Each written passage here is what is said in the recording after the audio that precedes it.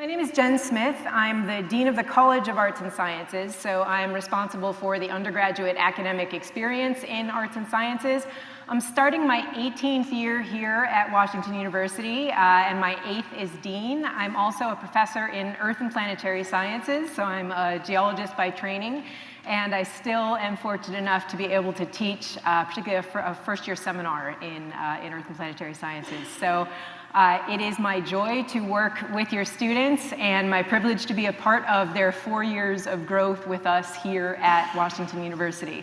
So hopefully you're already getting the sense that the dominant message of everything that we're providing for you over these couple of days as you drop your student off for their time at college is that there are a lot of people here who are excited to be a part of your students' journey, to be supportive, to challenge them, to push them to grow, all of that. And so what we hope, and what I hope in this session, is to provide a bit of reassurance and a little bit of a lowering of the anxiety so that you can head home comfortable in the thought that your students will be well taken care of, as well as provided with an incredible array of opportunities on the academic end.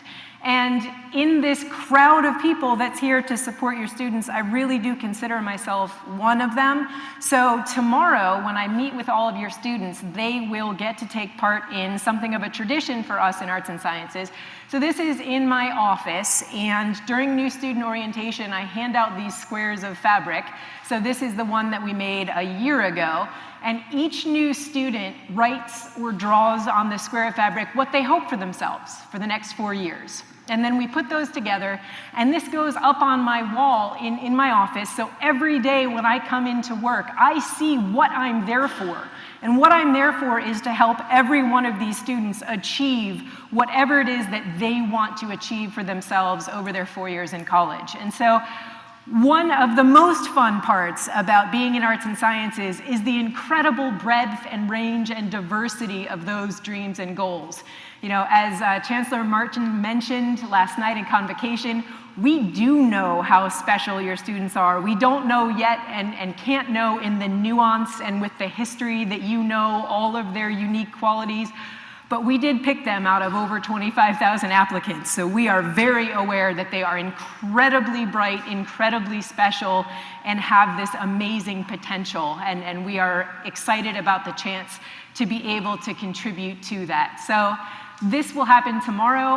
What we do is this goes up on my wall for a year, and then it hangs out in our broader office, and we bring it back at commencement. And so when students go and pick up their diplomas, behind the table where they're getting their diplomas are these quilts from their first year, and they can look around and try and find what it was that they hoped for before they had even started classes. And so far, so I said I've been doing this will be my 8th year, so we've gone all the way through and brought this back at commencement 3 times now. Not a single student has actually gone into commencement remembering what they wrote. And so it is an overwhelming time, and I mention that now to say I'm not going to try and dump a lot of information on you right now, because I know the overwhelmingness and the emotional charge of this time for both students and families means it's not exactly the best time to hit you with a lot of details and concrete information.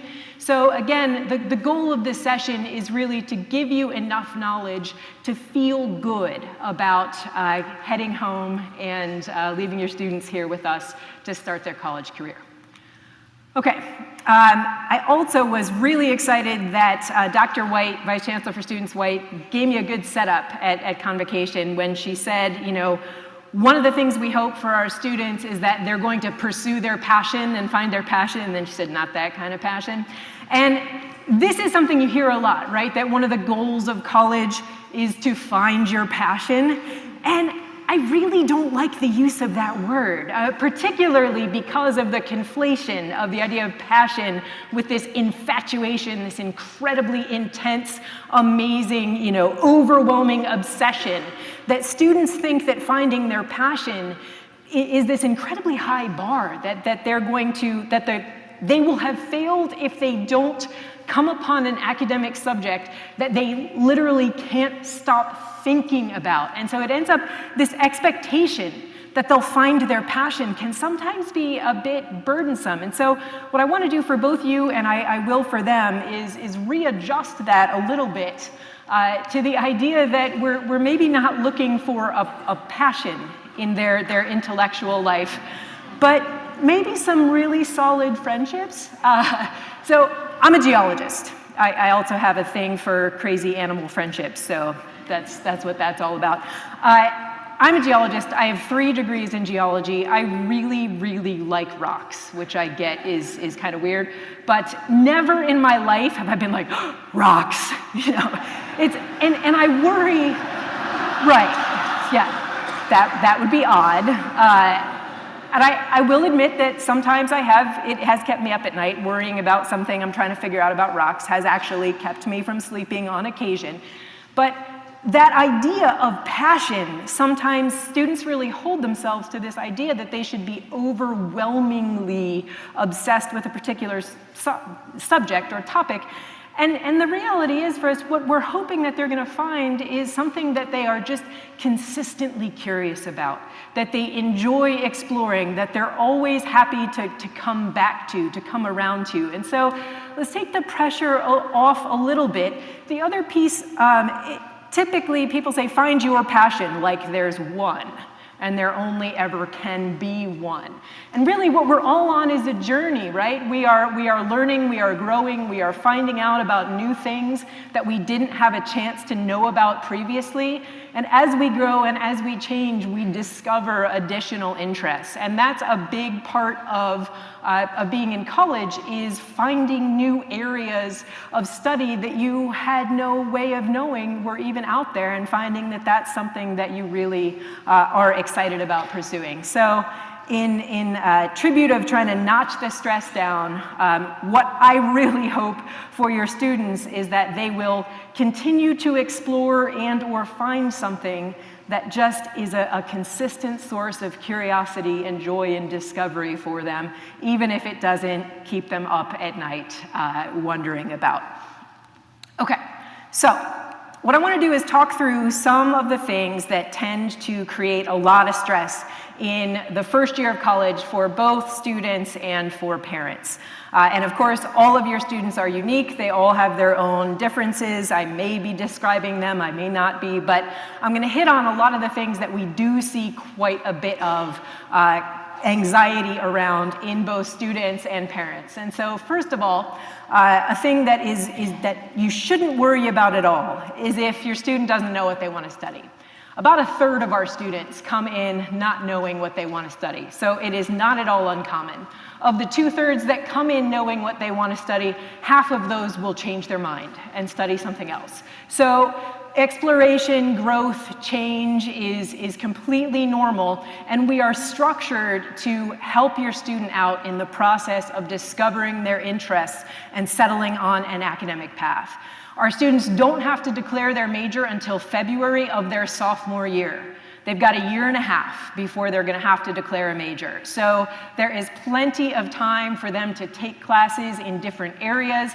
I mean, there are a lot of options available to them that they didn't have the chance to study about, that they might not even know what they are. What is art history? What is philosophy? What is sociology?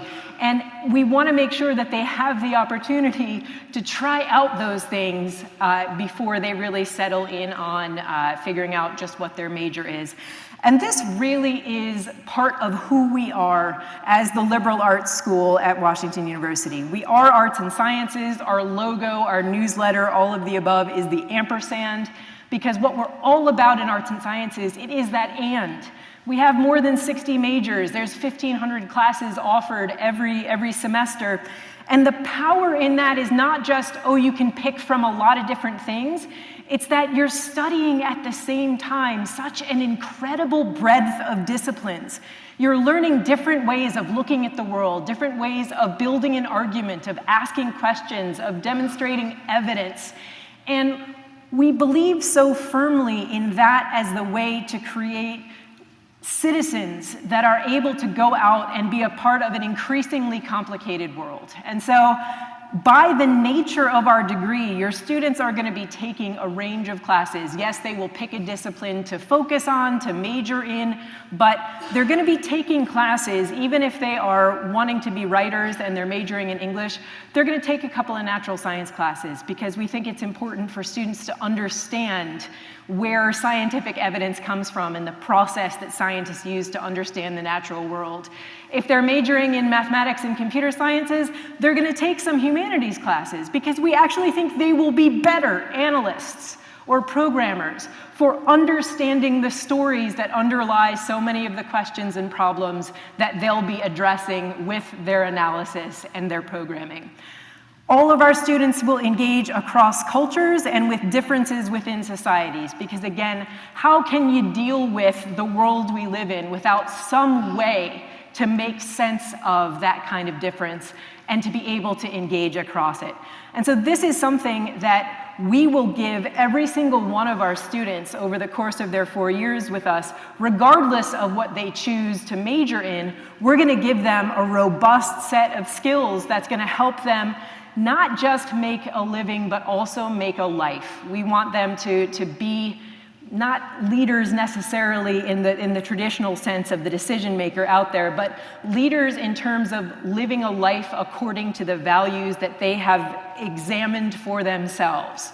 So I say all of this to say, don't stress them out about their major, because they are going to get an incredibly powerful education regardless of what they choose to major in.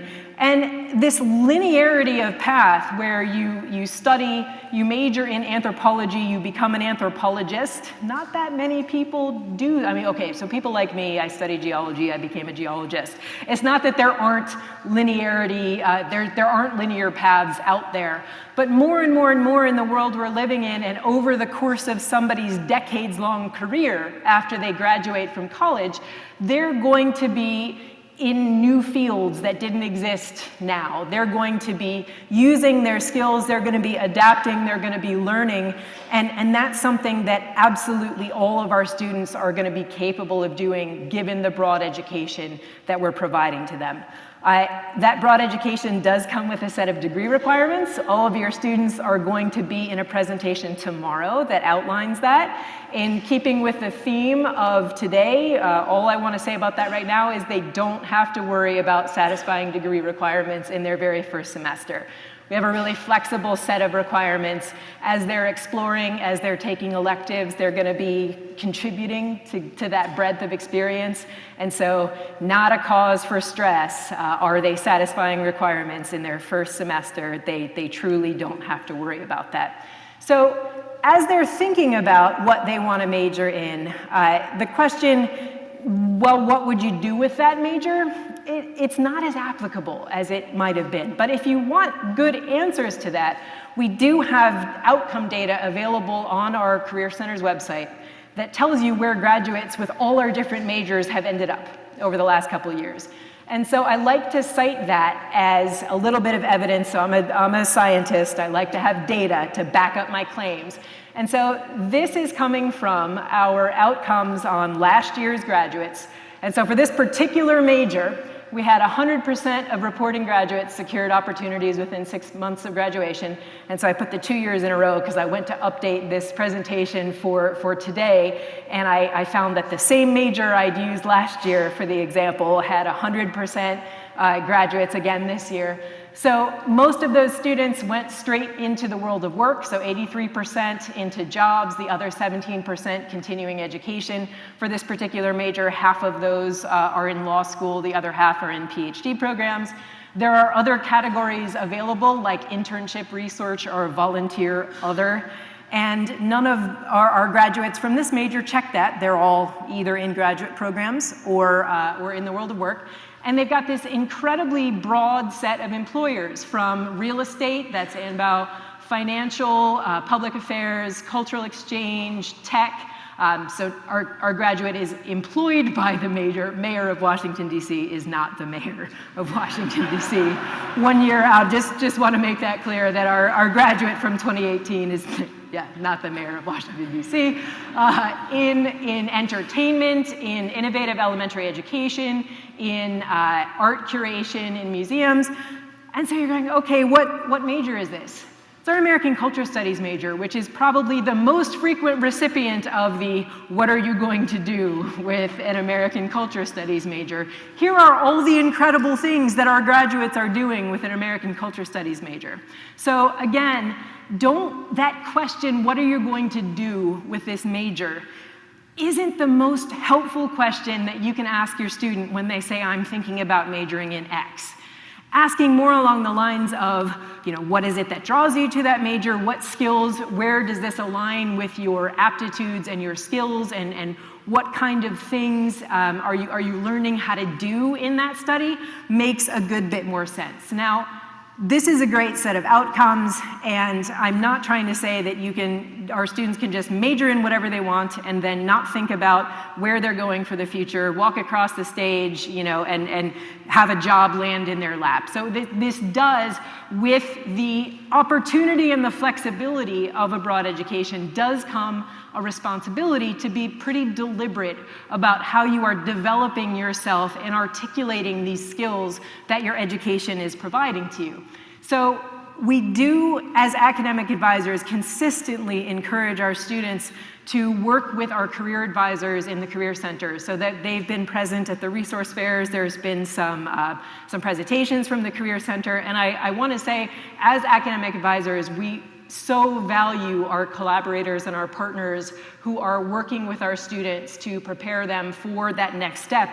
Because bottom line, it's what allows us to do our job in the best way we can. Because if a student is anxious and feeling like they've got to make their academic decisions based on just what's going to set them up to get a job when they're finished, we can't get into all of the fun stuff, that exploration, that curiosity. And so alleviating anxiety and giving students some tools to think about their future and to understand that they don't have to pick between studying what is simply fascinating to them and getting themselves set up for a productive next step is incredibly important to us. And so I'm hoping that we can be on the same page with that as academic advisors, as career advisors, and as families, that it's worth putting in the effort, it's worth being deliberate about future planning.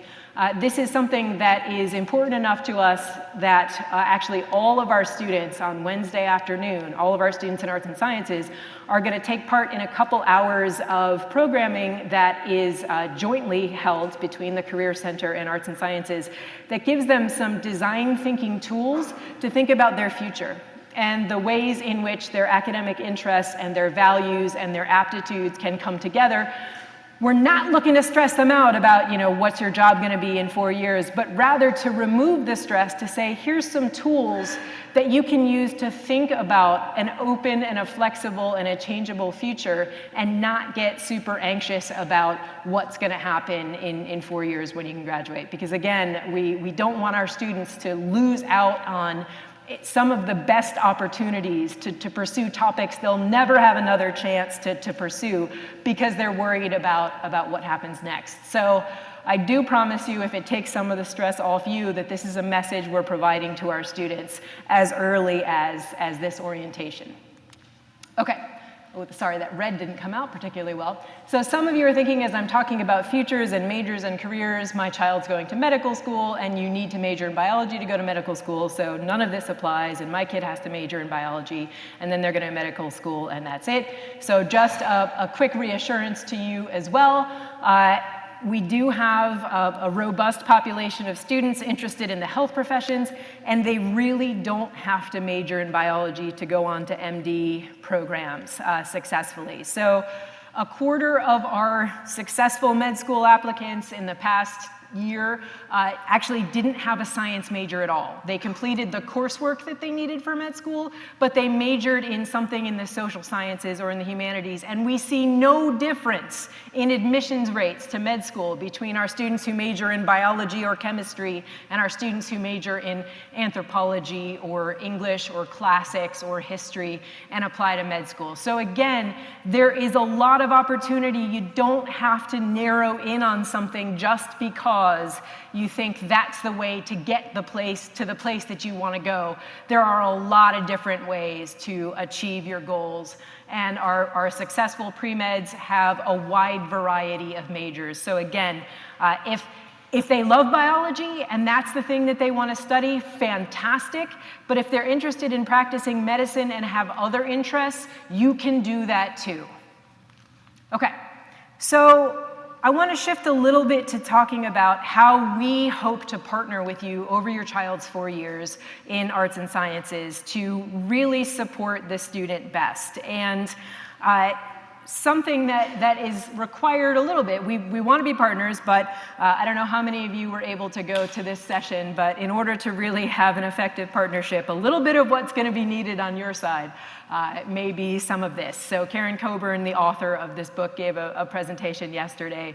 You may have been able to see it. The alternative to your letting go, I think we all know what that is the dreaded helicopter parenting, which is from every bit of research, not the best way to support your child's future success. And so, because again, I really like evidence, why not to helicopter parent? So it turns out that the research around these helicopter parenting behaviors indicates that students of helicopter parents are more likely to be depressed, they're more likely to be anxious, they're less likely to be satisfied with life, they have decreased physical health, and actually decreased academic performance. So even though, so that the interesting thing in these studies, it's when you ask parents to report on their parenting behaviors, you don't see a correlation with student outcomes, but when students report on their parents' parenting behavior, that's where you start to see all of these correlations between outcomes and parenting. So these are behaviors that come out of the best of intentions on parents' part, but are in the end not actually helping students thrive. And so, okay, I put the citations down here, they're in the handout because again, scientist, I gotta cite my sources. So here they are. I'm not saying, hey, don't helicopter parent because I'm like, oh, I don't want people calling me, that's a pain. It's not about that at all. It really is about what is best for your student. So I suspect some of you now are thinking, but I'm not a helicopter parent. So, okay, that's fair. So let's go there. Let's talk about that. So in these studies that I was just citing, there's a consistent survey that they give students and ask them to report on parental behaviors. And typically when this survey is given, they identify specifically mother or father, but I'm going to go gender neutral. The helicopter parenting occurs across both genders of parents. So don't worry about that. So here are the things that students have to decide whether or not they agree with. My parent will have a say in what major I choose, so not all of these are going to be helicopter parent. Parent encourages me to discuss problems I'm having with my professor, encourages me to make my own decisions, take responsibility. Parent regularly wants me to call or text, oh, I didn't take the gender out of there, text them to let them know where I am. Sorry. Oops. Yep, so okay, I copied this out of a study that specifically was asking about mothers. All right, if I were to receive a low grade that I felt was unfair, my parent would call the professor. My parent monitors who I spend time with, encourages me to keep a budget. If I'm having an issue with my roommate, my parent would try to intervene. So hopefully you're thinking now about whether or not you would do these things, and if there's any doubt as to which ones are the helicopter ones, these are if a student responded that they agreed that these were behaviors that their parents engaged in, they were more likely to have those adverse outcomes, the anxiety, the depression, etc. On the other hand, so this is the point that I'm trying to make here is that what I'm not asking you to, go home, block your kid's number for your phone and never have any contact.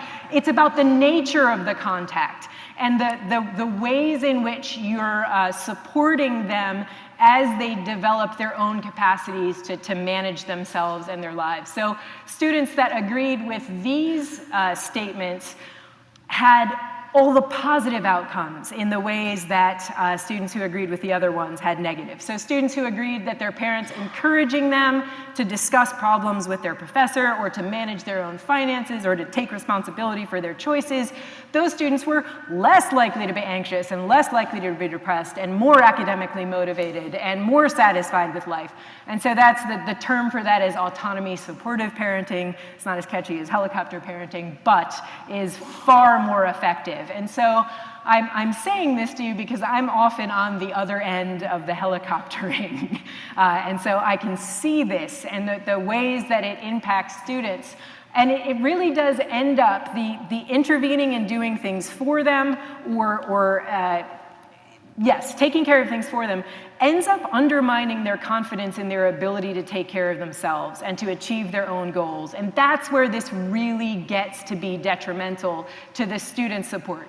So a lot of what I'm doing in trying to reassure you about the presence of resources here is to make you comfortable with the idea that your student can. If you encourage them to discuss problems with their professor is going to be willing to listen. Their advisor is going to be willing to support them. We want to develop them as well, so you should feel free not to try and solve these problems for your student, but to encourage them to solve them for themselves, and we're here to help them as they do that, as they take that initiative for themselves.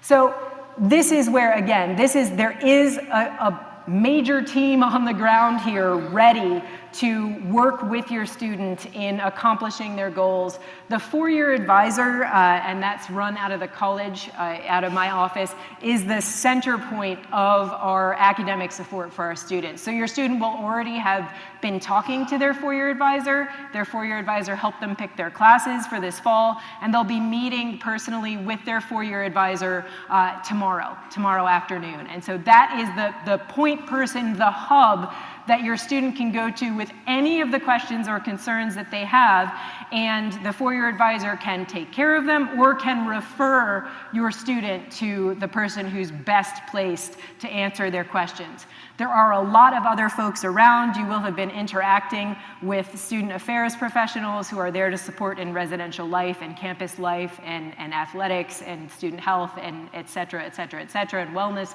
Our faculty are an incredible amount of support and mentorship for our students. We have more than 100 faculty participating in orientation events over the next 3 days to welcome and start introducing our students to the kinds of academic opportunities they have available to them.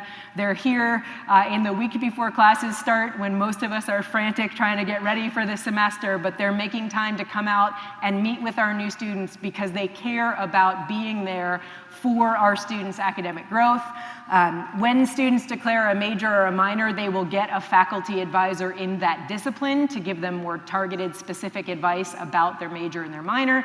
If they're going to go study abroad, they have access to advisors there. If they are pre-law, pre-health, pre-grad, they have access to people there. So again, we're giving them the tools to answer their questions, to solve their problems. They need to be able to learn how to use these resources available to them to help them along the way to their goals. Okay. Now again, I really don't want to sound like I'm saying don't be involved, don't get a hold of us, because we need you, we count on you, we count on your partnership to support your student best. And you know them in ways that we will never. You know them far better than we do. And so we absolutely rely on a collaboration. So let me tell you that the times that it would be incredibly helpful for you to reach out to us, to your student's four-year advisor, to me directly. If your student is, if you need advice, if your student is stressed and you don't know how to help them, I really love having these conversations with parents because it helps us collaborate to support your student. If you're saying the same thing that we're saying, that maybe if they hear it from both of us, they'll actually do the thing. It's worth a shot, right? They'll actually do the thing that we want them to do. So if you don't know how to help your student and you want advice, we're more than happy to help make recommendations about what we think will help your student so that you can make those recommendations to them.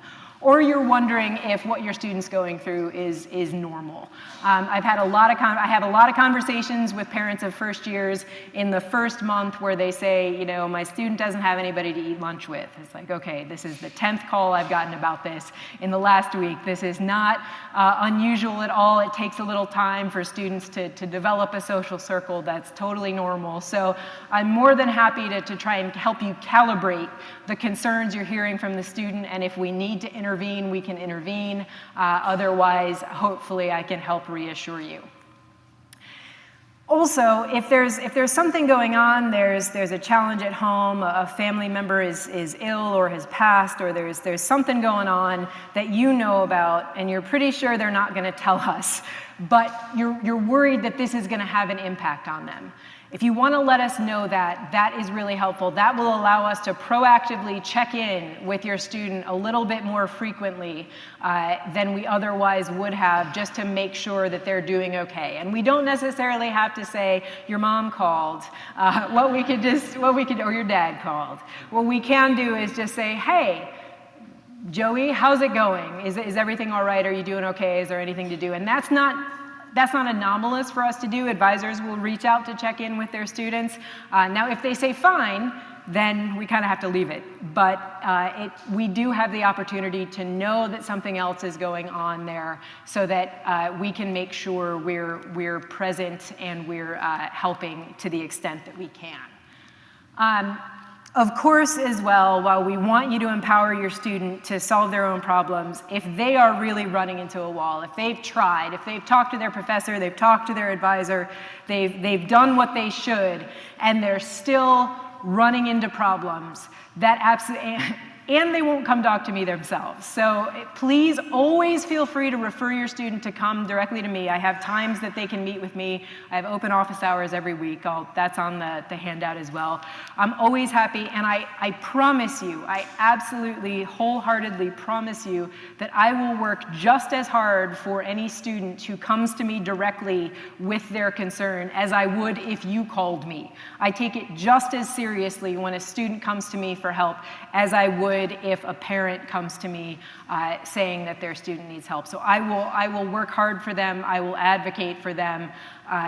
If you can get them to come to me, it's going to be more efficient because I can ask them and understand exactly what's going on a little bit more quickly than relaying information through you. So, however, sometimes students won't come talk to me, and I get that. And so that would be a perfectly appropriate time for you to reach out to me directly, and we can see what needs to happen in order to help your student deal with whatever challenges are out there.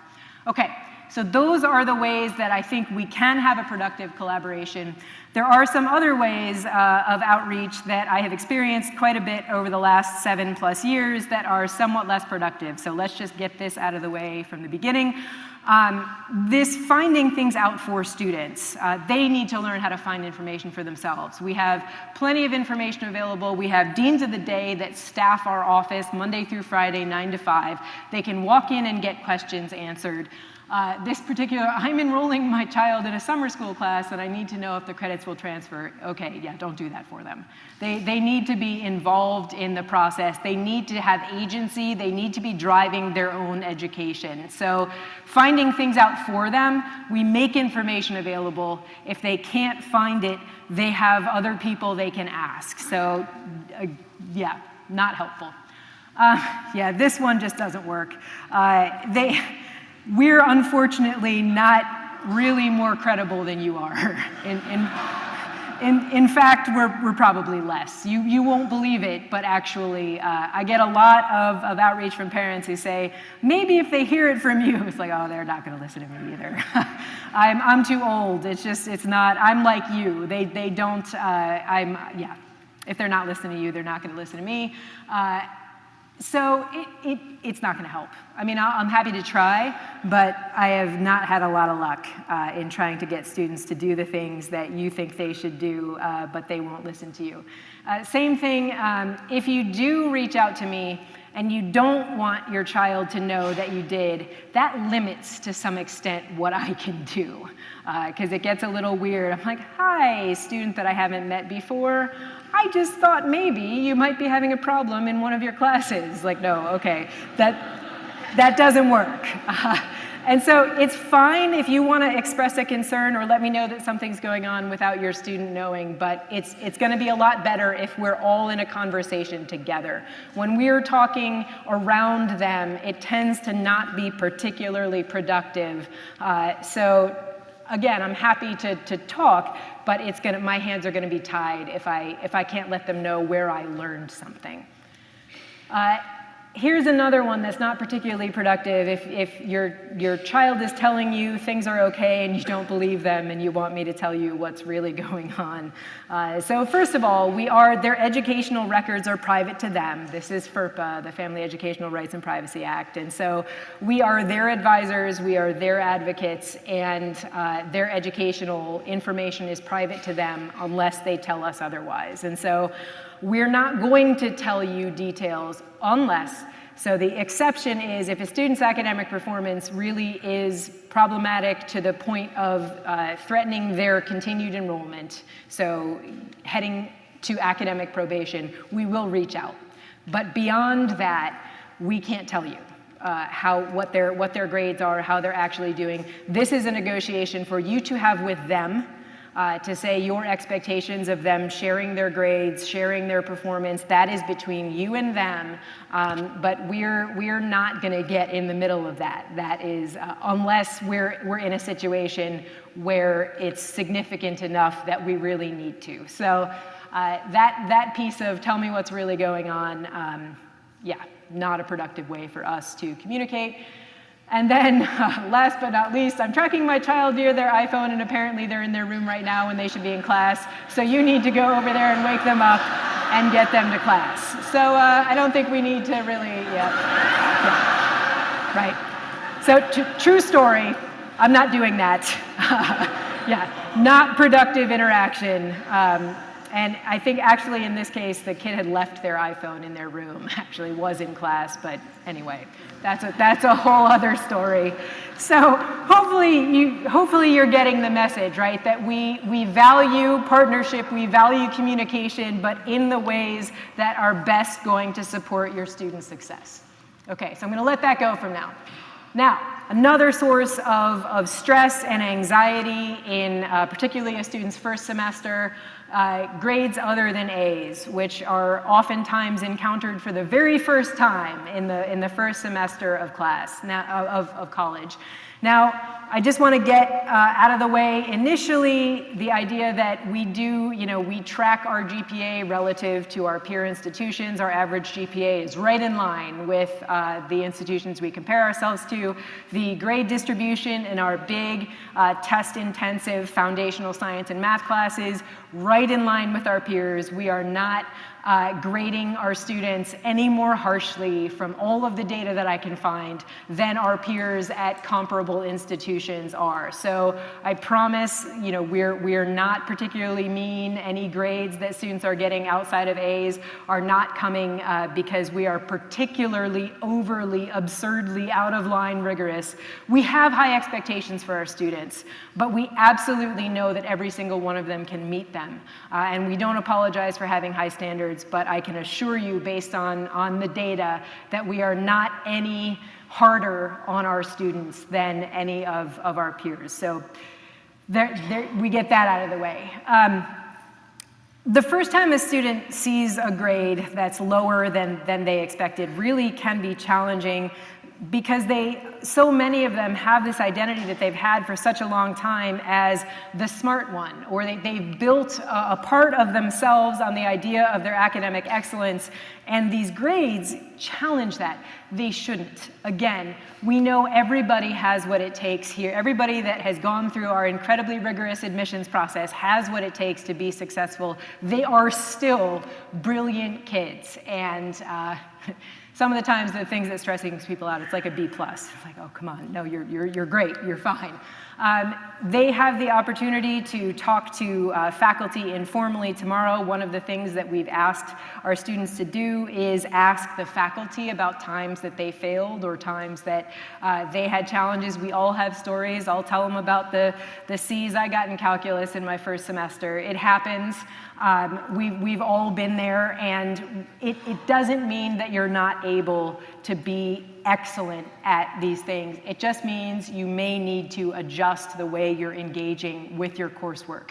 And so we try and give students some tools to deal with that, but it's a hit for them emotionally a lot of times. They're not used to it, and it's particularly fraught a lot of times for them discussing this with you because they don't want to disappoint you. I mean, they know how proud you are of them, and they want you to continue being proud. And so this idea of these grades that they haven't seen before, it's even more fraught and even more stressful because they do care so much about how you feel about them, your opinion of them. So some things that we find really don't help in responding to those grades. Just saying, okay, I guess you're not really a math person, so okay, that's not going to help. Don't say that. Everybody can get better at the things that they're struggling with. And for a lot of our students, and this makes sense, it sounds weird, but it makes a lot of sense. A lot of our students actually have terrible study habits, terrible study skills, because they've been smart enough, kind of the raw intellect has been enough for them to get away with using kind of inefficient, poor study skills because the level of expectations for them hasn't been, it's been set so that they can do it without having to kind of study effectively. And so what a lot of our students are going to need to do over their first semester is figure out how to adjust and how to engage more efficiently and more effectively with their coursework in order to actually approach their potential for mastery in a subject. But we have, again, a lot of evidence that just saying, hey, I guess, you know, you've reached the limit of your innate ability in math or science or writing or what have you, that's not going to help. A student may decide to change paths, but we want them to at least take a shot at studying differently, engaging differently with material to see if they can figure out, now that they understand the expectations, how they can indeed work differently to meet those. So not saying that. And then the other thing that pretty much never helps unless they didn't study at all. If they didn't study at all, then yeah, studying more definitely helps. But the idea that, okay, I'm just going to do the same thing for 6 hours instead of 3 hours, or I'm just going to highlight all of my textbook instead of a couple of sentences, that doesn't work. More often than not, what students have to do, again, is find different practices of engaging. And there's a remarkable amount of science out there, and I put a link to a resource that I really love, learningscientist.org. There's a lot of psychological and cognitive science on how best to learn, and there's a lot of things that a lot of students have been doing, like highlighting in textbooks, that actually has no impact on their retention and understanding of concepts. And so this is a book co-authored by 2 of our psychology faculty on actually how learning works cognitively and what strategies will actually help. We use a lot of these things as advisors within our academic support structures to teach students the actual cognitive science of learning, because that's what we're all about. We're an education, we're a research institution. We might as well apply what we're learning about brains to help our students study more effectively. And I try and push this for all students. This is one of those things that ends up just coming across like, take your vitamins and go to bed early, like it's hard to get them to listen. But changing the way they take notes, changing the way they study actually can have massive, massive impacts. And you don't have to be, not getting the grades you want to benefit from these scientifically based learning strategies. You could just be more efficient. So either you could be getting better outcomes, or you could be getting the same outcomes in less time. Both of those things are good. And so students putting a little bit of effort into reforming their habits around how they're learning really makes a difference, and is typically the first thing we're going to suggest if a student is surprised by what comes back on that first test. One of the first things we're going to suggest is, okay, how were you studying? What are you doing? Let's look at changing your study habits in a way that's really going to help you. Okay, so yes, I've kind of said this already, but the response that seems to be most productive is just saying, okay, what you've done in the past isn't working for you in the way you want it to now. What are you going to do differently? And more of the same typically is not going to help your students improve their performance. So one of the things that it's hardest to get them to do, which is why I'm telling you in hopes that, again, maybe we can, if we're all saying the same thing, is to get the student to talk to their professor. And particularly if they've gotten a grade that they're upset about, they're ashamed. They don't want to go and talk to their professor. I promise you that professors are not thinking, a student who comes in, I am so thrilled when a student who didn't do particularly well on a test comes in to see me because I think, thank goodness, now I can help them. We're not thinking, oh, what's this person coming to? They didn't do so well. Why are they coming to ask for help? No, we are so grateful that they are engaging with us so that we can work with them to figure out what went wrong. We want them all to learn. That's our goal. That's our job. That's our love. We want to help as many students as we can get as much knowledge and understanding as we can. And so it is, though, a barrier for a lot of students. That embarrassment of that bad grade keeps them from talking to their professors when there is typically nobody in a better position to help them understand what to do differently than their professor. So we'll try, you try too, and hopefully we can increase the likelihood that they're going to talk to the professor. Our Learning Center, which provides course support resources, also provides study skills workshops, time management workshops, can help them think through some of these broader issues as well as provide specific course-tailored support. So that's a place they can go.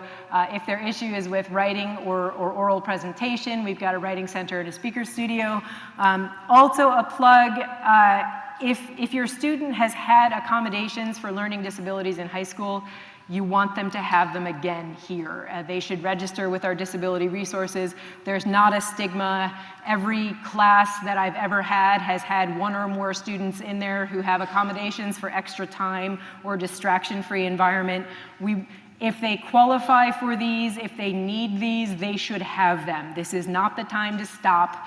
If they've been using these supports previously, please encourage them to submit the paperwork, get approved, and continue using them.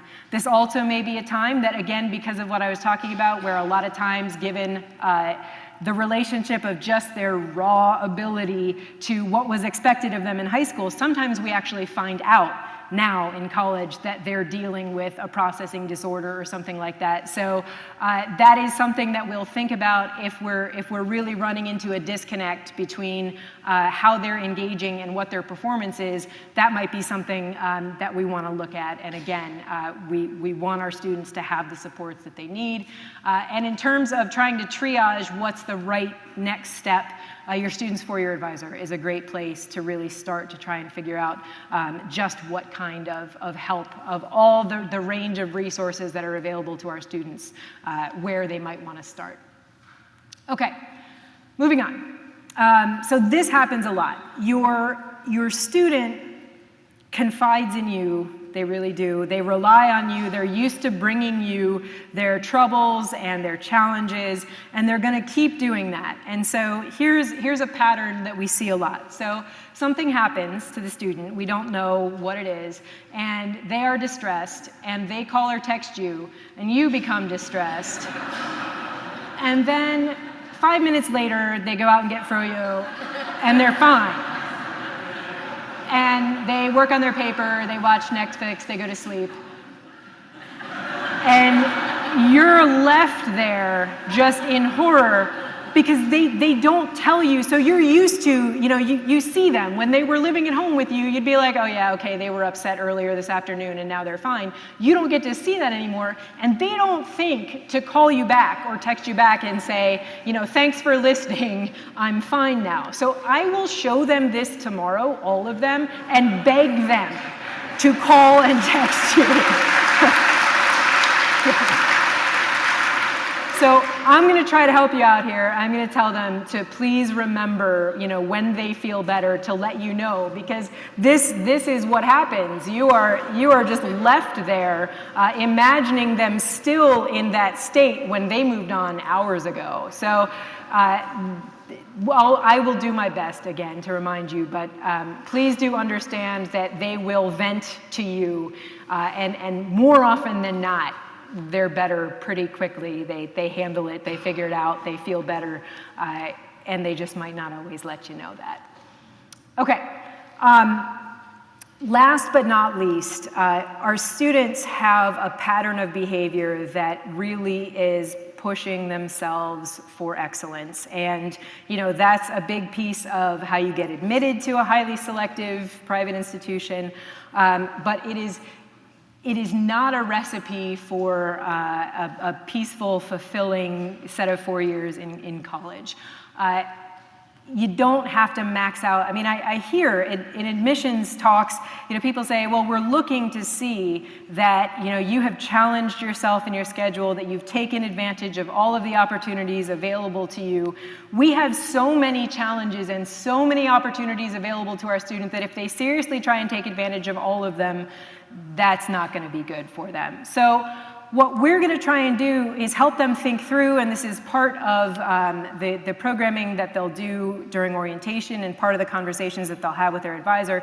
We want them to be deliberate about the things that they're choosing to do, and not add things to their schedule just for the sake of adding things to their schedule, of having more things to do.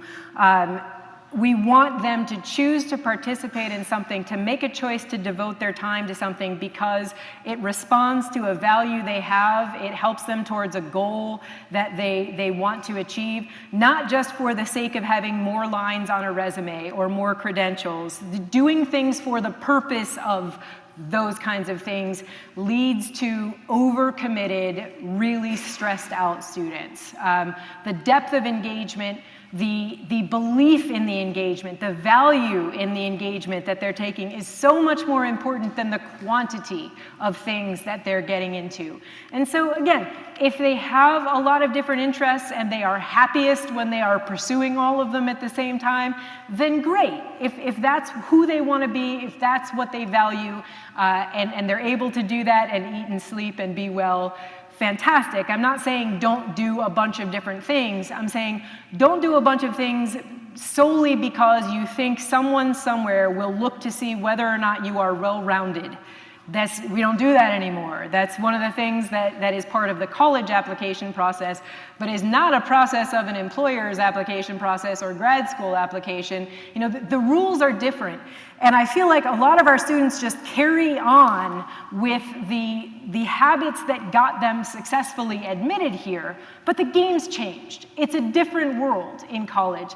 Nobody for that next step is applying the same kinds of criteria that college admissions did to students coming out of high school. So they have this amazing ability and freedom to really say, what do I value? How do I want to spend my time?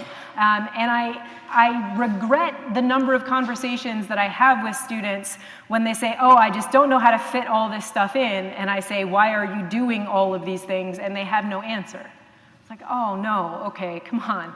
Or well, I took 3 classes in this particular area, and for just 2 more, I could have a minor. I was like, okay, are you interested in taking those 2 classes? No.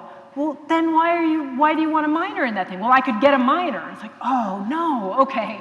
So starting to break that habit, for those of them that have it, of this idea that everything has to count for something. It has to be earning you something. It has to be utilitarian in some way, leads them to pile up their schedule to the point where they are running from one place to another. And I'll have students who say to me, I really need to meet with you. I'm free from 11:15 to 11:30 on Thursday. I'm like, wow, really? Okay. Like, I'm kind of busy too. Thank you. So trying to talk them out of, we spend a lot of time as advisors trying to talk them down. trying to talk them out of piling on. That is their habit. And I understand wanting to make the most of all of these incredible opportunities that they have. But the ability to engage fully because you're rested and you're not torn in a million different directions is taking full advantage of the opportunities they have available to them. So we're going to try really hard to work with them to fight the busy cult. And so I just want you to know that too. They're going to say, I have to do all of these things. I promise you that's not coming from us. We are trying to get them to be deliberate and get them to really have value, to be able to articulate the why of the things that they're getting involved in. And again, if that's what they love, if they love that engagement, we're not trying to take it away from them, just trying to remove the likelihood that they're doing things for the sake of doing things. Okay, so I said at the beginning that I really want to be personally a resource for all of your students. I make myself available to them. I have open office hours. I'm telling them all of this. They're always welcome to email me and set up an appointment. I will tell them, if nobody comes to my office hours, which is remarkably common, I'm stuck answering emails, which is not the most fun thing. And so I would much rather learn about them and help them think through some possibilities and goals. They would be doing me a favor to save me from my horrible email inbox by coming to my office hours. So they shouldn't feel like they're imposing. They shouldn't feel like they need, they have to have a problem or a specific reason. I love nothing more than to get to know our students and understand where they are on their journeys. I work with student government to look at things that they'd like to see different in their academic experience. I'll show up at campus events. They should always feel free to approach me. And I host dinner at my house 8 times a semester, to which all art sci students are invited. I can only fit 10 around the table, so it's 10 at a time. They'll get emails, they can sign up. I have a faculty guest, and the faculty guest always picks the conversation topic with one rule: can't be about their research, because it's not a discussion in that case. Yeah, definitely not. It's a 2-hour lecture, which is generally not what students are necessarily into. But it's an opportunity for me to get to know students, and it's an opportunity for them to interact with faculty, just to talk about things that they think are interesting. So we've done anything and everything in terms of conversation topics, from politics to ethics to pop culture, sports, anything that the faculty member is just interested in and wants to talk about, students can come over. They come not really to have dinner with me, sometimes to meet the faculty, but more often to hang out with my dogs, which I will bring these two. I have 2 Great Pyrenees. I bring them around on campus as often as I can, not when the weather's like this, because they're not happy with that at all. But I think that's actually the draw for students to come over to my place for dinner, is really to be able to hang out with their dogs. But I will walk them around on campus. I think that the thing that I've done that's brought more joy, per unit joy, per person to the world, is having these dogs and walking them around campus, because you can track where we are by the that abounds when people see them. So the dogs are excited to hang out with the students. The students are typically happy, but I'm happy to bring the dogs wherever. And that's about it. So it is just, I got my timing right for once. I talked for not quite an hour. You are more than welcome. These phone numbers are on the handout, but they're also here.